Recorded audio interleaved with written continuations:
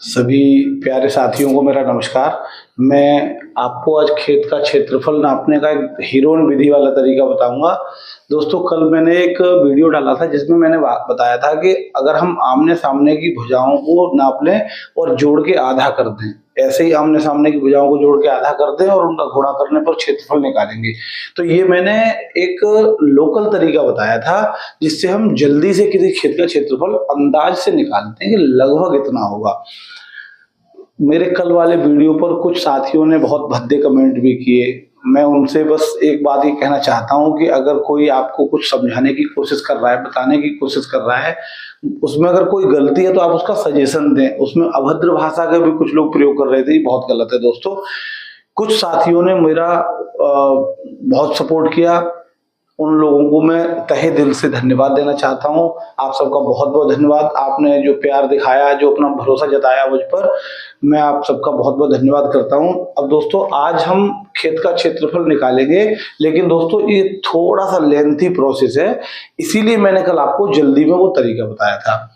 आइए इस lengthy process से भी देख लेते हैं। ये एग्जैक्ट देगा। देखिए, ये एक फिगर बना हुआ है बोर्ड पर। एक भुजाओं वाला एक खेत है जिसकी एक भुजा 150 फुट है, एक भुजा 120 फुट है, एक भुजा 60 फुट है और एक भुजा 70 फुट है।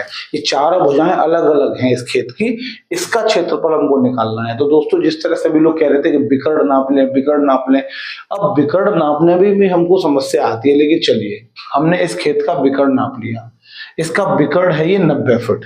हमने 90 फुट नाप लिया। अब ये 90 फुट नापने से दो त्रिभुज बन गए। एक त्रिभुज बन गया फर्स्ट नंबर और एक त्रिभुज बन गया सेकंड नंबर। इन दोनों त्रिभुजों का हमको क्षेत्रफल निकालना है हेरोन विधि से। ये हेरोन विधि बहुत इंपॉर्टेंट मेथड है किसी भी चतुर्भुज के दो टुकड़े करने के बाद दो त्रिभुजों का क्षेत्रफल निकालने का, यानी त्रिभुज का क्षेत्रफल निकालने का ये मेथड है। तो दोस्तों, इसमें इस मेथड में हेरोन विधि में क्या होता है, मैं आपको सरल भाषा में समझा दूं।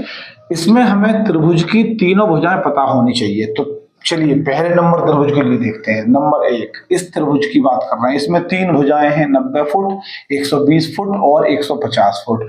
अब ये तीनों भुजाएं हैं, तो हेरोन का क्या होता है सूत्र, इसमें अर्ध परिमाप पहले निकालते हैं। ये अर्ध परिमाप क्या है दोस्तों? जो अर्ध परिमाप है इसको हम अधिकतर एस से डिनोट करते हैं। अर्ध परिमाप क्या है? तीनों भुजाओं के योग का आधा होता है। तीनों भुजाएं, मान लो पहली भुजा ए है, दूसरी बी है, तीसरी सी है, इन तीनों को जोड़ के इसका आधा कर दो, अर्ध परिमाप निकल गया। परिमाप का मतलब होता है पूरा कंप्लीट एक चक्कर, सब तरफ सब सारी भुजाओं को जोड़ देंगे तो परिमाप आएगा। अब सारी भुजाओं को जोड़ के हमने आधा कर दिया तो अर्ध परिमाप हो गया। अर्ध परिमाप आपको निकालना है। तो देखिए, पहले त्रिभुज में इन तीनों को जोड़ के 2 का भाग लगा दीजिए। 360/2 आया, 360 में 2 का भाग लगाया तो 180 आ गया एस। अब 180 एस आ गया हमारा अर्ध परिमाप इसका। और जो विधि है, इसका जो सूत्र है क्षेत्रफल निकालने का, तो क्षेत्रफल निकालने का सूत्र ये है, वर्गमूल के अंदर एस, एस माइनस ए, एस माइनस बी और एस माइनस सी।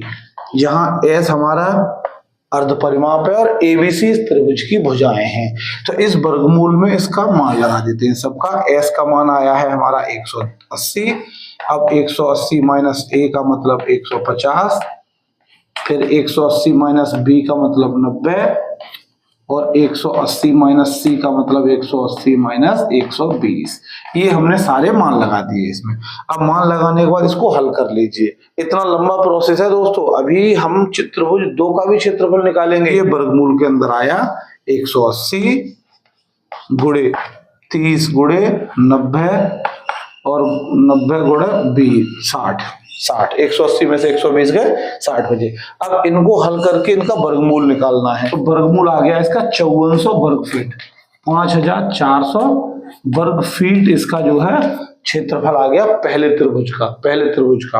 अब हम दूसरे त्रिभुज का क्षेत्रफल इसी हेरोन विधि से निकालेंगे। आइए चलिए दूसरे त्रिभुज का हम क्षेत्रफल निकालते हैं। दूसरा त्रिभुज है, इसका क्षेत्रफल तो पहले अर्ध परिमाप निकाल लेंगे। 70, 60 और 90 तीनों को जोड़ के आधा कर दो, 110 आ गया एस बराबर। एस आया 110 फुट, 110 फुट आ गया। अब क्षेत्रफल के लिए सूत्र लगा दीजिए। क्षेत्रफल हेरोन विधि का क्षेत्रफल का सूत्र मैं आपको बता चुका हूं। वर्गमूल के अंदर एस, एस माइनस ए, एस है 110, 110 माइनस ए है इसमें 90, 110 माइनस 70, 110 माइनस 60। इसको हल कर लो दोस्तों। 2000 वर्ग फुट लगभग। अब देखिए 2000 वर्ग फुट आ गया दूसरे त्रिभुज का क्षेत्रफल। था 5400 वर्ग फुट और दूसरे का आ गया 2000। अब इसको अगर हम जोड़ देंगे तो 7400 वर्ग फुट आया इस पूरे त्रिभुज का क्षेत्रफल। दोनों त्रिभुजों को मिलाकर के आया 7400 वर्ग फुट, यानी इस पूरे एरिया को मिलाकर के आ गया 7400 वर्ग फुट।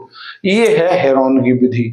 अब दोस्तों आप मुझे बताएं, मैं आप सबसे पूछना चाहता हूं कि गांव घर में अगर किसी किसान साथी से कहा जाए कि हेरोन विधि से क्षेत्रफल निकालो तो कैसे निकालेंगे? मेरे हिसाब से ये संभव नहीं है, लेकिन फिर भी आप किसी ऐसे व्यक्ति को साथ लेकर जाइए जो हिसाब किताब कर सकता हो। तो हेरोन विधि से इस तरह निकालते हैं कि हमको त्रिभुजों में बांट लेना है उस क्षेत्र को और तीनों भुजाओं को जोड़ के आधा करिए, वो S निकल गया अर्ध परिमाप। और सूत्र होता है वर्गमूल के अंदर क्षेत्रफल बराबर वर्गमूल में S, S minus C, S minus B, S minus C। जहां S का मान आपको अर्ध परिमाप लगा देना है और ABC उसकी भुजाएं लगा देनी है और इनका वर्गमूल ले लेना है, हिसाब किताब करके इसका वर्गमूल लेना है। इस तरह हम त्रिभुजों का क्षेत्रफल निकालते हैं हेरोन विधि से। ये वो त्रिभुज है जो विषम बाहु है, जिसमें कोई भी भुजा एक दूसरे के समान नहीं है। यही अगर दूसरे त्रिभुज होते, जैसे समकोण त्रिभुज होता तो 1/2 आधार गुणा ऊंचाई लगाते, या समलंब होता या समांतर चतुर्भुज होता, या जो भी और कोई चतुर्भुज होते तो हम चतुर्भुजों के सूत्र लगाते। लेकिन फिलहाल हमने विषमबाहु त्रिभुज का क्षेत्रफल निकालना सीखा हेरोन विधि से, जो अर्ध परिमाप निकाल के लगाया जाता है। दोस्तों कल से लगातार मुझे साथियों के कमेंट आ रहे हैं, तो मैंने आपको हेरोन विधि बता दी है। एक वीडियो में और लेकर आऊंगा इस हेरोन विधि का। अगर फिर भी कोई कंफ्यूजन हो तो आप मुझे कमेंट में जरूर बताएं। मिलते हैं अगले वीडियो में। जय हिंद।